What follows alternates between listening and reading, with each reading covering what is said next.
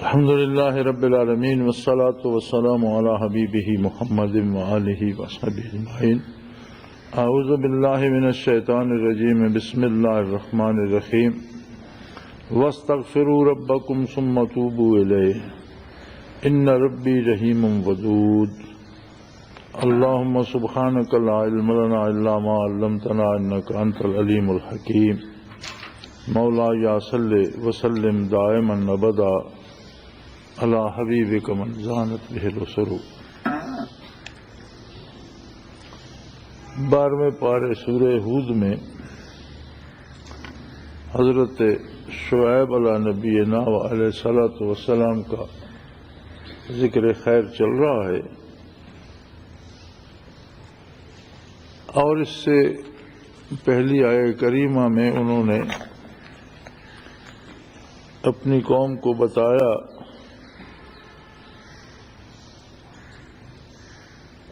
کہ پہلی قوموں کے حالات سے اور ان کے اعمال اور ان کے نتائج سے تم واقف ہو۔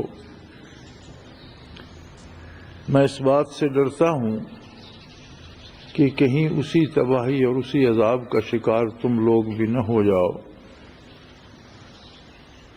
جیسے قوم نوح علیہ السلام اور ہود علیہ السلام کے ساتھ ہوا، یا صالح علیہ السلام کی قوم کے ساتھ اس طرح سلوک ہوا، اور وما قوم لوط منکم ببعید، اور قوم لوط کا واقعہ تو تم سے زیادہ دور نہیں ہے، جنہیں اللہ کریم نے تباہ کر دیا تھا، ان کی بستیاں الٹ دی تھیں اور اس پر پتھروں کی بارش ہوئی تھی۔ تو تم جو بھی کر چکے ہو، جو بھی بیت چکا ہے، جو بھی ہو چکا ہے، اس کا حل یہ ہے وَاسْتَغْفِرُوا رَبَّكُمْ، اپنے پروردگار سے اپنے گناہوں کی مغفرت طلب کرو۔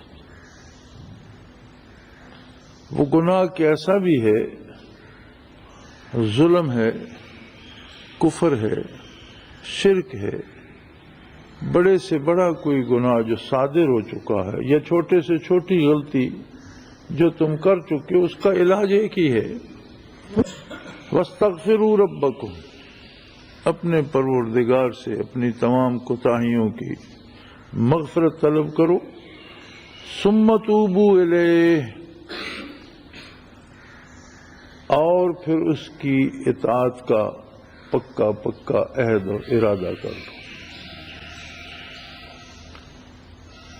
توبہ کیا ہوتی ہے؟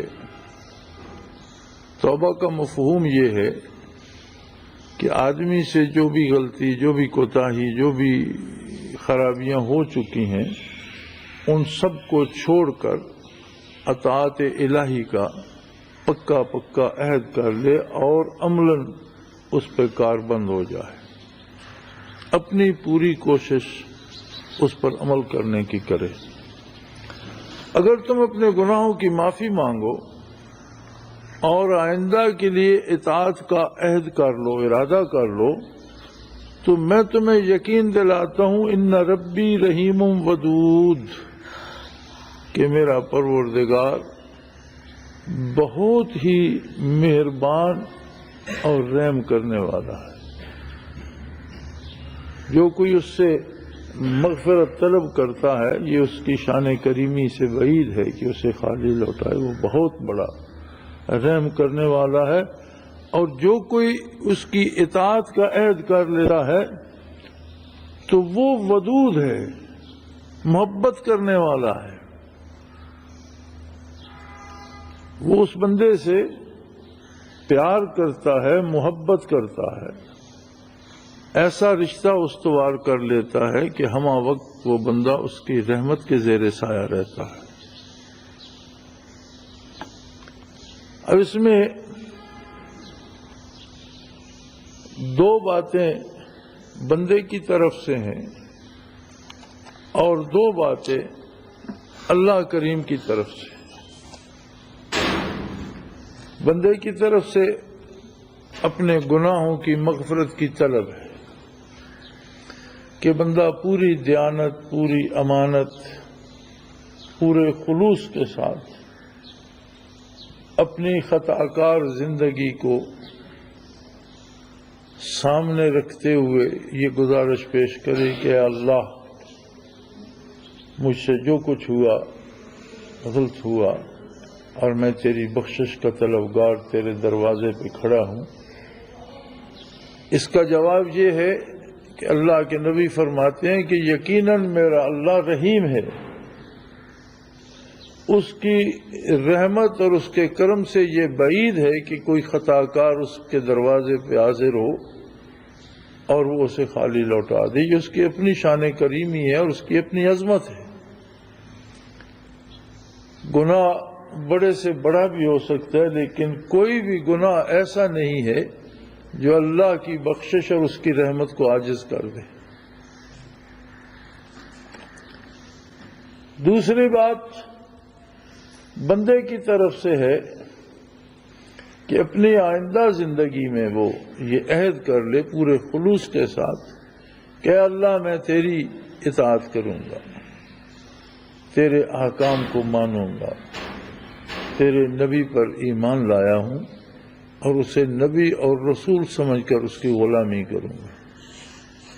کیونکہ نبی اور رسول کی اطاعت جو ہوتی ہے وہ غیر مشروط ہوتی ہے، کوئی شرط نہیں لگائی جا سکتی کہ میں آپ کی اطاعت کروں گا تو مجھے آپ کیا دیں گے۔ نہیں، نبی کا مقام یہ ہے کہ وہ مطاع ہوتا ہے، اللہ کی طرف سے نبی کی عظمت یہ ہوتی ہے کہ اس کی اطاعت کی جائے۔ فرمایا جو شخص یہ عہد کر لے اسے دو جہانوں کی سب سے بڑی نعمت مل جاتی ہے، اور وہ ہے اللہ کی محبت، اللہ کی دوستی۔ اور اللہ ودود ہے، اللہ دوستی کرتا ہے، اللہ محبت کرتا ہے، محبت کرنے والا ہے۔ اس میں کمی یا کمزوری انسان کی طرف سے آتی ہے کہ بڑی بدنصیبی تو یہ ہے کہ ہم ہر گناہ کا بھی غلط یا صحیح جواز تلاش کرتے رہتے ہیں، اور ہم چاہتے ہیں کہ جو کچھ میں کر رہا ہوں یہی صحیح ہے اور درست ہے، حالانکہ ہم یا ہماری پسند معیار حق نہیں ہے۔ معیار حق اللہ کا حکم ہے، اللہ کے نبی کا حکم ہے۔ جو اس بارگاہ کو پسند ہے وہی حق ہے، اور جو وہاں نامقبول ہے وہ درست نہیں ہو سکتا۔ سب سے بڑی بدنصیبی یہ ہے کہ انسان اپنے گناہوں کا جواز تلاش کرتا رہے کہ میں جو کر رہا ہوں میں ہی صحیح ہوں۔ ایسے بندے کو توبہ کی توفیق نصیب نہیں ہوتی۔ بدعت کے بارے کہتے ہیں نا کہ بدعت کا سب سے بڑا نقصان یہ ہے کہ اسے توبہ نصیب نہیں ہوتی۔ بدعت ہوتی ہے کوئی ایسا کام جسے اللہ نے دین نہ بتایا ہو، کوئی ایسا کام جسے اللہ کے نبی نے فرض، سنت، واجب، مستحب دین کا حصہ نہ بتایا ہو۔ بندہ اپنی طرف سے ایک رسم ایجاد کر لے اور اس پہ اصرار کرے کہ یہ عبادت ہے، یہ دین ہے، وہ بدعت ہو جائے۔ ورنہ ہزاروں کام ایسے ہیں جو عہد نبوی میں نہیں ہوتے تھے، آج ہوتے ہیں۔ اسباب ہی کو دیکھ لیجئے، اس زمانے میں گاڑیاں نہیں تھیں، آج ہیں، لوگ سواری کرتے ہیں۔ اس زمانے میں گھوڑے اونٹ کی سواری کرتے تھے، لیکن گھوڑے اور اونٹ کی سواری بھی عبادت نہ تھی، اور گاڑی، کار اور بس اور جہاز کی سواری بھی عبادت نہیں ہے، دین کا حصہ نہیں ہے، زندگی کے وسائل میں سے ایک وسیلہ ہے۔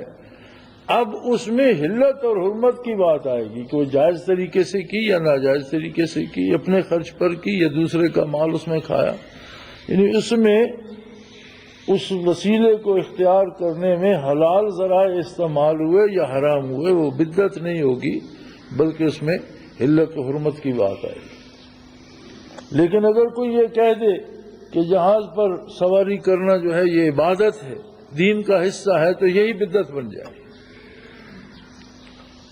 اسی طرح ہم اپنے روزمرہ کے امور میں بہت سے کام کرتے ہیں، شادی بیاہ میں کرتے ہیں، موت اور جنازے میں کرتے ہیں، ایسے کام جن کا ثبوت عہد نبوی میں نہیں ملتا، ہم نے اپنے طور پر انہیں ایجاد کر لیا اور اس کے ثواب کے قائل ہو گئے ہیں کہ یہ کرنا عین ثواب ہے، جو نہیں کرے گا وہ گناہگار ہے۔ تو جس کام کا ثبوت عہد نبوی میں نہیں ملتا، قرآن و سنت میں نہیں ملتا، متقدمین سے نہیں ملتا، اسے اپنے طور پر بطور عبادت گھڑ لینا، یہ بدعت ہے۔ اب اس بدعت کی مصیبت یہ ہے، ویسے تو ایک سیدھا سا اصول ہے کہ کل بدعت ضلالہ، ہر بدعت گمراہی ہے، وکل ضلالۃ فی النار، اور ہر گمراہی دوزخ کی طرف جاتی ہے۔ مصیبت اس کی یہ ہے کہ بندہ جس کام کو عبادت اور نیکی سمجھ رہا ہے، اس سے وہ توبہ کیوں کرے گا؟ اگر کوئی ایک شخص کسی بھی کام کو گناہ سمجھ کر کرتا ہے، غلطی سمجھ کر کرتا ہے، تو اس کی توبہ کی تو امید کی جا سکتی ہے کہ اس کے ذہن میں یہ بات موجود ہے کہ جو میں کر رہا ہوں یہ غلط ہے، میں خطا کر رہا ہوں، تو کسی وقت اسے توفیق توبہ بھی نصیب ہو سکتی ہے۔ لیکن ایک بندہ غلط کر رہا ہے، کام جو کر رہا ہے وہ ثواب نہیں، گناہ ہے، لیکن وہ اسے عبادت سمجھ کے کر رہا ہے، تو وہ اس سے توبہ کب کرے گا؟ تو علماء حق فرماتے ہیں کہ بدعت کی سب سے بڑی مصیبت یہ ہے کہ اس سے توبہ نصیب نہیں ہوتی۔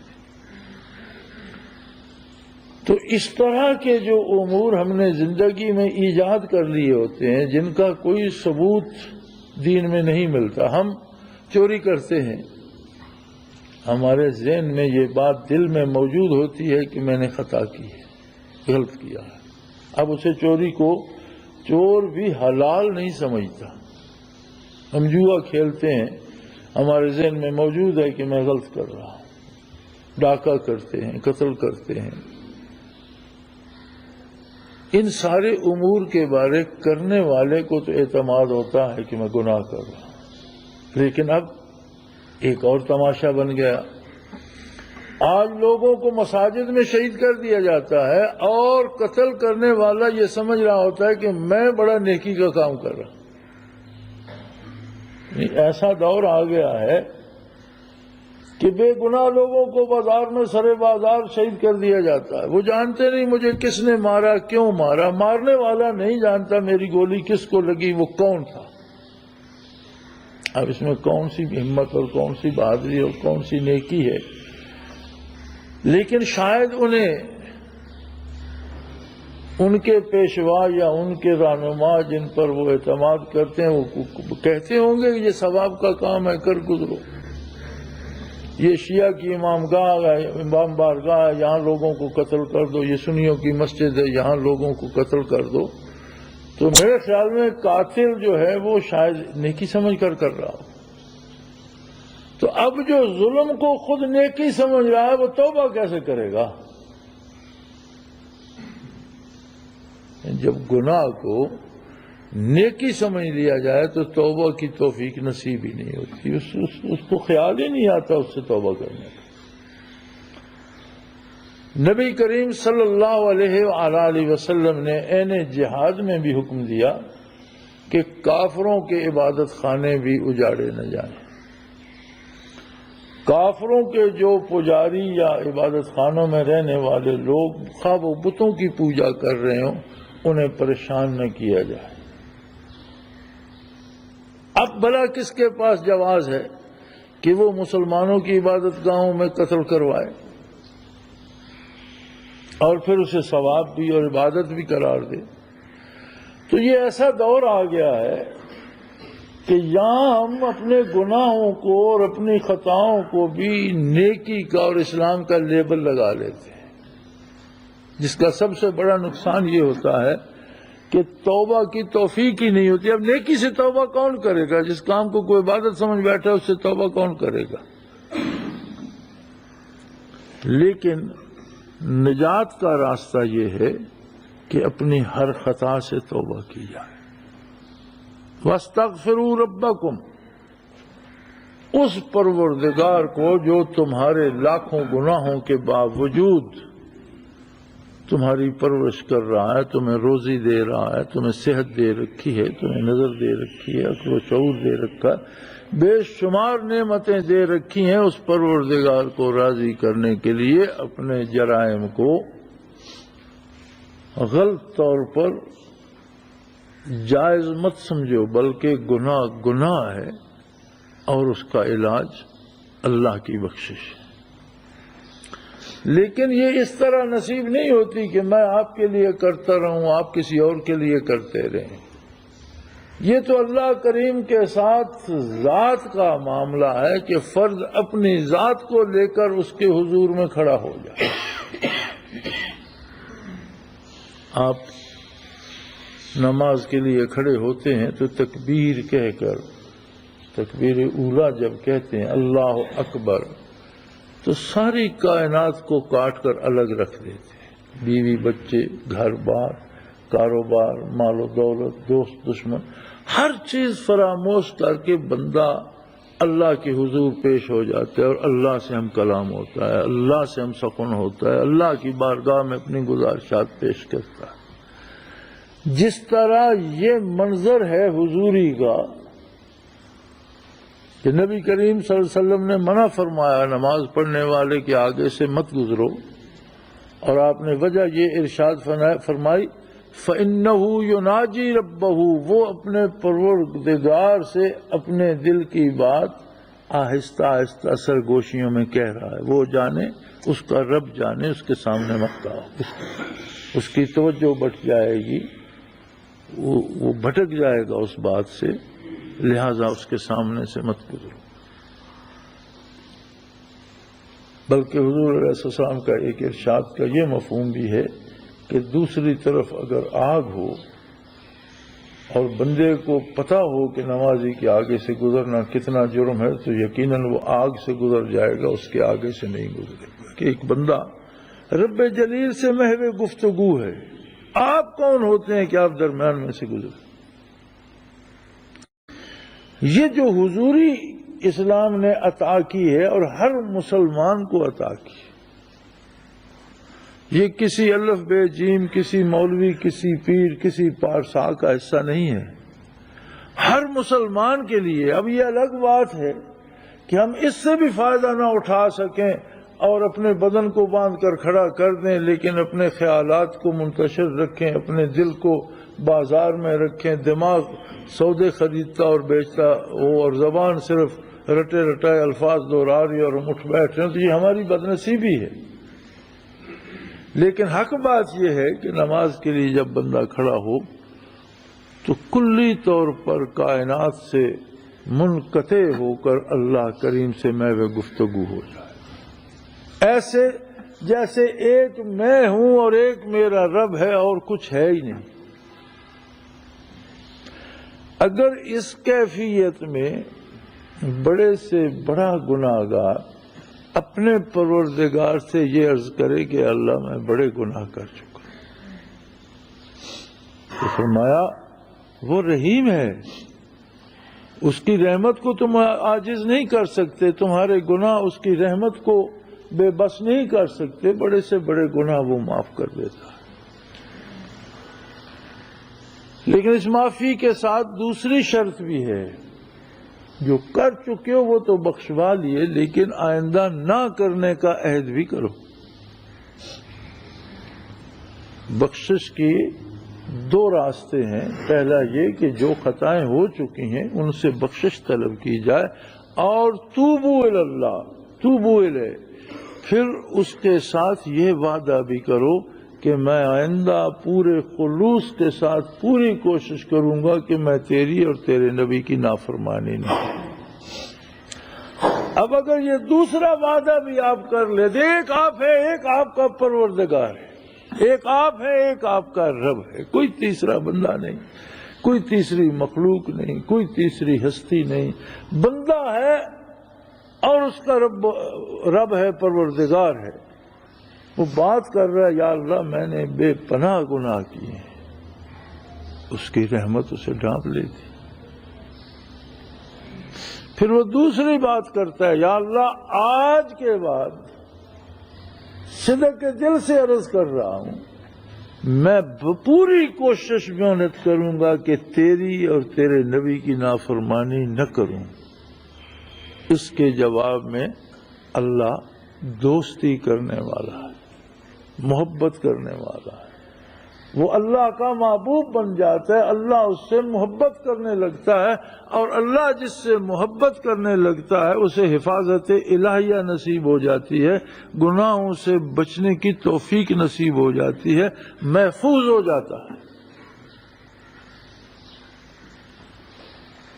تو بات تو یہ ایک لمحے کی ہے، یہ کوئی صدیوں کی بات نہیں ہے، یہ کوئی سالوں کی محنت نہیں ہے، مہینوں یا ہفتوں کی بات نہیں ہے، یہ تو ایک لمحے کی بات ہے کہ جب کسی کو یہ احساس ہو جائے کہ میں غلطی کر چکا ہوں، بہت گناہ کر چکا ہوں، تو کسی کو بھی درمیان میں نہ لائے اور ذاتی طور پر اللہ کے حضور میں پیش ہو جائے اور یہ کہہ دے، فرد ہو یا قوم۔ حضرت شعیب علیہ نبینا علیہ الصلوۃ والسلام پوری قوم کو خطاب کر رہے ہیں، فرما رہے ہیں سارے توبہ کرو، سارے بخشش مانگو، سب جمع ہو جب اپنی اپنی بات اللہ کے سامنے پیش کرو کہ اللہ ہم بہت گناہ کر چکے ہیں، وہ بخشنے والا ہے، رحم کرنے والا ہے، گناہ بخش دے گا۔ اور اس سے وعدہ کرو کہ اے اللہ آئندہ خلوص دل سے پوری کوشش کروں گا کہ تیرے اور تیرے نبی کی اطاعت کروں، تو وہ تم سے دوستی کر لے گا۔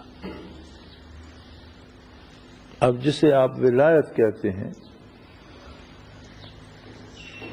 وہ اللہ کی دوستی کا نام ولایت ہے نا۔ ہم کہتے ہیں فلاں ولی اللہ ہے، اسے ہم نیک سمجھتے ہیں، عالم سمجھتے ہیں، باعمل سمجھتے ہیں، اور سمجھتے ہیں کہ یہ ولی اللہ ہے، لیکن یہ تو صرف ہمارا اندازہ ہے۔ بعض اوقات ہم خود کو سمجھتے ہیں میں ولی اللہ ہوں، اس کی کچھ سند تو نہیں ہے،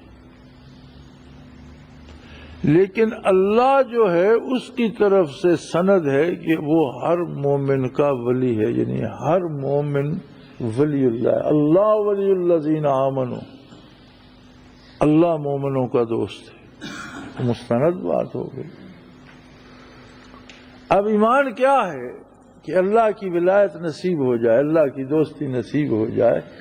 ایمان کا اظہار انہی دو باتوں سے ہوتا ہے کہ جو بھی اللہ کی عظمت کا اقرار کر لیتا ہے پھر اسے اپنی خطاؤں پہ شرمندگی کا احساس ہوتا ہے کہ میں نے اس عظیم بارگاہ کی نافرمانی کی، تو توبہ کرتا ہے، اللہ سے وعدہ کرتا ہے کہ میں آئندہ ایسا نہیں کروں گا، جو ہو چکا خدایا بخش دے، آئندہ میری خلوص دل سے بھرپور کوشش ہوگی کہ میں ایسا نہ کروں۔ بڑی عجیب واقعات ہوتے ہیں۔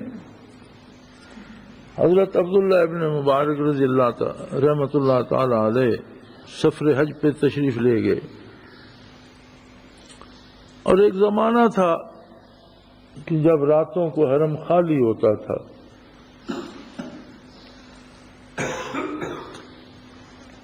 میں نے بھی جب پہلا حج کیا تو اس زمانے میں بھی طواف کی جگہ بھی بہت تھوڑی سی تھی بیت اللہ کے گردا گرد، جہاں اب بھی جہاں وہ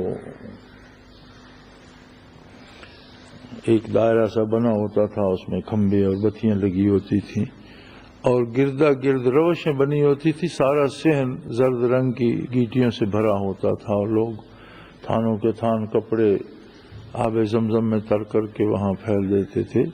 اور اب بھی جہاں مقام ابراہیم ہے، وہ سفید پتھر جس پہ ابراہیم علیہ السلام کا قدم مبارک نقشہ جہاں رکھا ہے، بیت اللہ سے جتنی دوری پہ ہے تقریباً اتنی ہی دوری پہ پورا گردا گرد گول دائرہ ہوتا تھا، اور اتنا ہی رش ہوتا تھا کہ لوگ اس میں طواف کرتے تھے۔ اب زمانہ بدل گیا ہے، اب تو بیت اللہ شریف کے سارے صحن میں طواف ہو رہا ہوتا ہے، گردا گرد مسجد میں طواف ہو رہا ہوتا ہے، دوسری منزل پہ ہو رہا ہوتا ہے، چھت پہ ہو رہا ہوتا ہے، اس کے بعد پھر عمارت کے باہر گردا گرد سڑک پہ بھی طواف کرنے والے پھر رہے ہوتے ہیں، اتنی مخلوق جمع ہو جاتی ہے۔ اس وقت شاید اتنے وسائل سفر کی اتنی آسانیاں نہیں تھیں، لوگ تھوڑے ہوتے تھے۔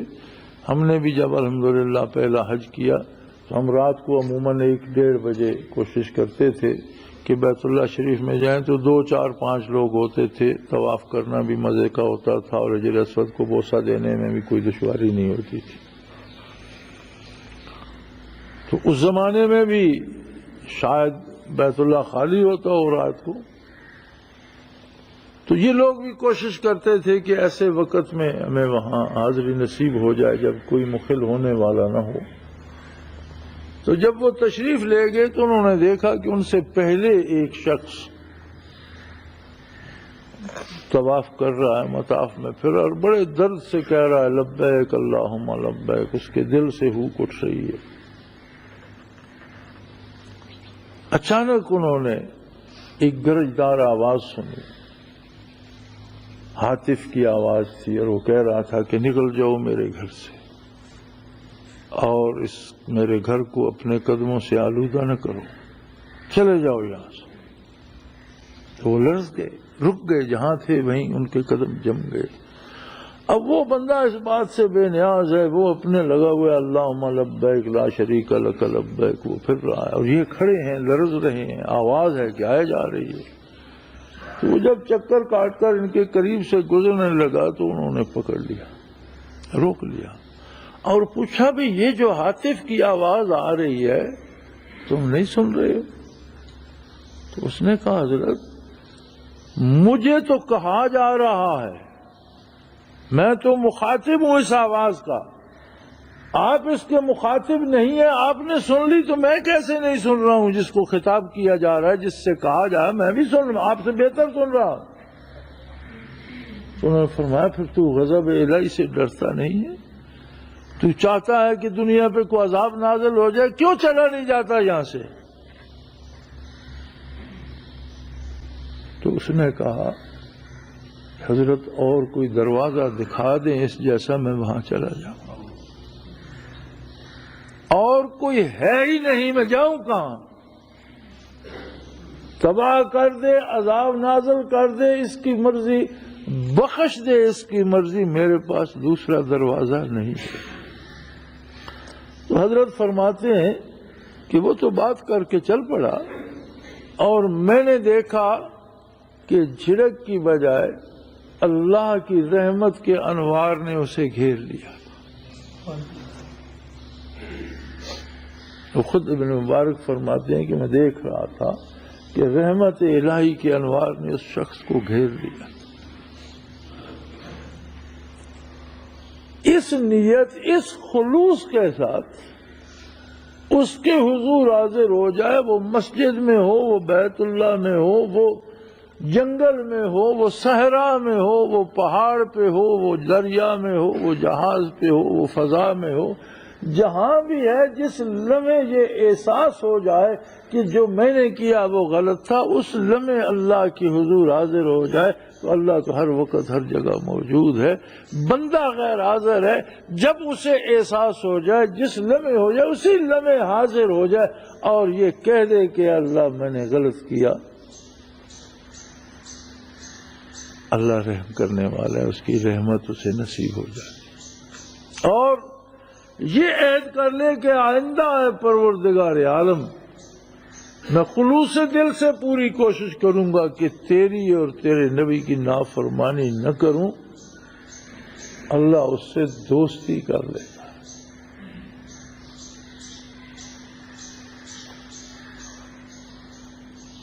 اور جس سے دوستی نصیب ہو جائے، اس سے بڑھ کر کوئی مانگنے کی چیز نہیں رہ جاتی۔ دو عالم سے کرتی ہے بیگانہ دل کو، دو عالم سے کرتی ہے بیگانہ دل کو، عجب چیز ہے لذت آشنائی۔ دوستی کا مزہ، دوستی کا نشہ ایسا ہے کہ بندہ دو عالم سے مستغنی ہو جاتا ہے، اس کی نظر جمال باری پہ جمی رہتی ہے، اور دونوں جہانوں کی کوئی نعمت اس کے جمال جیسی نہیں ہو سکتی، وہ بے مثل ہے، بے مثال ہے۔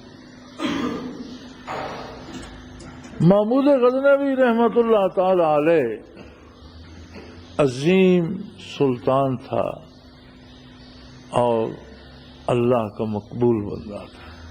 ساری عمر جس کی جہاد میں گزری. بڑا عجیب اتفاق ہے کہ اگلے دن میں نے ایک جنگل میں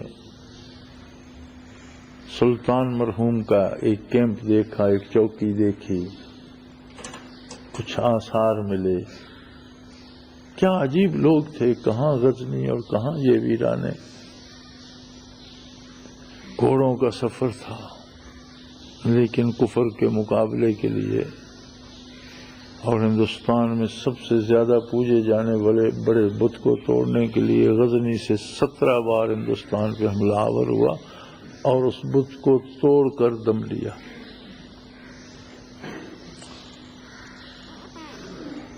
تو انہوں نے اثناء سفر کسی چرواہے کو دیکھا، اس سے باتیں کی. 9 عمر سا لڑکا تھا، انہیں اچھی لگی اس کی بات، اس سے دوستی ہو گئی سلطان کی، اسے ساتھ رکھ لیا. اب ایک 9 عمر سا چرواہا ہے اور ہمہ وقت سلطان کے ساتھ ہے. سلطان کھانا کھاتے ہیں تو وہ ساتھ ہے، دربار تشریف لاتے ہیں تو وہ ساتھ ہے، آرام کرنے جاتے ہیں تو اسے ساتھ کا کمرہ ملا ہوا ہے. تو جو پرانے درباری تھے اور سلطان کے باپ دادا سے خدمت کرتے آ رہے تھے، انہیں بڑی عجیب بات محسوس ہوئی کہ ہمارے باپ دادا ان کے باپ دادا کی خدمت کرتے گزر گئے اور ہم نے دنیا کے سفر ان کی ہم رکابی میں کیے، ایک عالم کو فتح کر ڈالا، جانیں گنوائی، بیٹے شہید کروائے، ہمارے بزرگ بھی خادم، ہم بھی.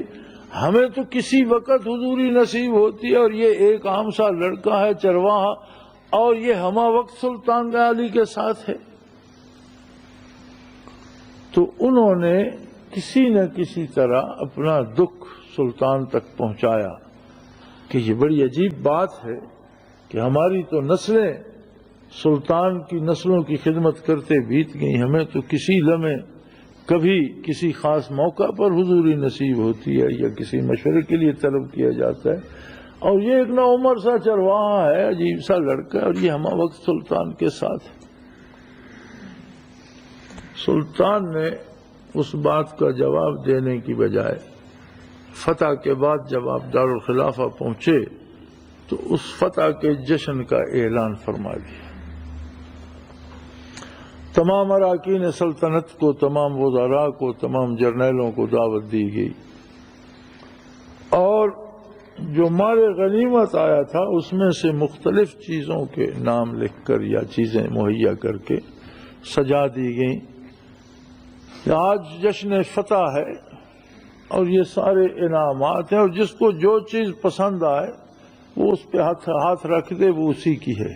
کہیں خوبصورت گھوڑوں کی فہرست ہے، کہیں زر و جواہر کی فہرست ہے، کہیں خوبصورت اسلحہ کی اور زرہ کی اور تلواروں کی فہرست ہے، کہیں خوبصورت جاگیروں اور باغات کی فہرست ہے، کہیں محلات اور مکانوں کی فہرست. غرض جو چیزیں ہیں، کہیں اعلیٰ ترین لباس کی، کہیں مال و دولت کی، تو وہ الگ الگ فہرستیں لگا دی گئیں کہ جسے جو چیز پسند ہو وہ اس پہ ہاتھ رکھے، اسے وہ دولت مہیا کر دی جائے.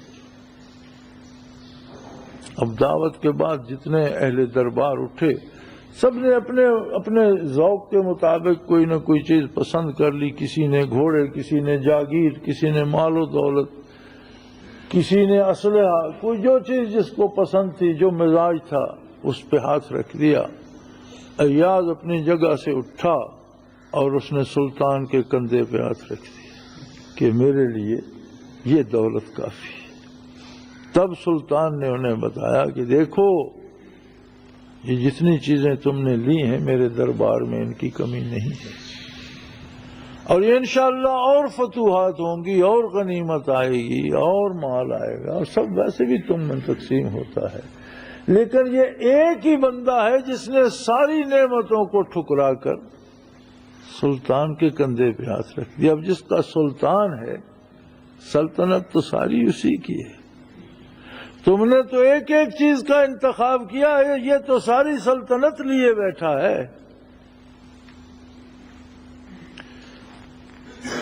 اگر دنیاوی حکمران کی دوستی اتنی عظیم ہے تو کسی سے پروردگار عالم دوستی کر لے. تو دو عالم اسی کے ہیں، کائنات اسی کی ہے، خدائی اسی کے ہے جس کا خدا ہے، کائنات اسی کی ہے جس کا خالق کائنات ہے۔ ایک عام آدمی، ایک فقیر آدمی، ایک خطا کار آدمی، واہ کیا خوب بات کہی جا رہی ہے۔ یہ پارساؤں سے نہیں کہا جا رہا، یہ نیکوکاروں سے اور علماء سے نہیں کہا جا رہا، یہ بڑے بڑے بزرگوں سے نہیں کہا جا رہا، یہ بات تو گناہگاروں سے ہو رہی ہے، خطا کاروں سے ہو رہی ہے، بدکاروں سے ہو رہی ہے کہ آؤ اللہ کی بارگاہ میں اپنے گناہوں کی معافی مانگو اور یہ وعدہ کر لو کہ اے اللہ آج کے بعد خلوص دل سے میری پوری کوشش ہوگی کہ تیری اور تیرے نبی کی نافرمانی نہ کروں، تو تمہیں اللہ کی دوستی نصیب ہو جائے۔ عجیب باتیں کہتے ہیں اسلام پہ چلنا بڑا مشکل ہے، اسلام بڑا مشکل مذہب ہے۔ کیا مشکل ہے اس میں؟ ہاں ہم اپنے لیے خود مشکلیں پیدا کرتے ہیں، اپنے آپ کو خطاؤں کا عادی کر لیتے ہیں اور خود کو بدلنا نہیں چاہتے۔ اسلام میں تو جتنی چھوٹ اللہ نے دی ہے اور اس امت کو جتنی دی ہے اس کا احاطہ ممکن ہی نہیں ہے۔ اور یہ تو نعمت تقسیم ہو رہی ہے شعیب علیہ السلام کے زمانے میں، اب زمانہ ہے محمد الرسول اللہ صلی اللہ علیہ وسلم کا۔ آج اگر کوئی دامن مصطفی سے وابستہ ہو جائے، اپنی زندگی کے گناہوں کا اقرار کر لے اور اللہ سے بخشش چاہے اور یہ عہد کر لے کہ اللہ میں تیرے اور تیرے نبی کی نافرمانی نہیں کروں گا، تو اسے اللہ کی دوستی نصیب ہو جاتی ہے، وہ ولی اللہ ہو جاتا ہے۔ بس اتنی سی بات ہے ولی اللہ بننے میں اور ولایت سے محروم رہنے میں۔ ایک قدم ہے ادھر ہے تو پھر صدیوں کی دوری پڑ جاتی ہے، اور ایک قدم ہے کہ راست کی طرف آ گیا تو ایک لمحے میں سارا معاملہ طے ہو گیا۔ اللہ کریم ہمیں احساس گناہ بھی عطا فرمائے، توبہ کی توفیق عطا فرمائے، بخشش مانگنے کی توفیق عطا فرمائے، اپنے اور اپنے حبیب کی اطاعت کی توفیق عطا فرمائے اور محبت الہیہ کا چسکا ڈال دیں۔ وآخر دعوانا ان الحمدللہ رب العالمین۔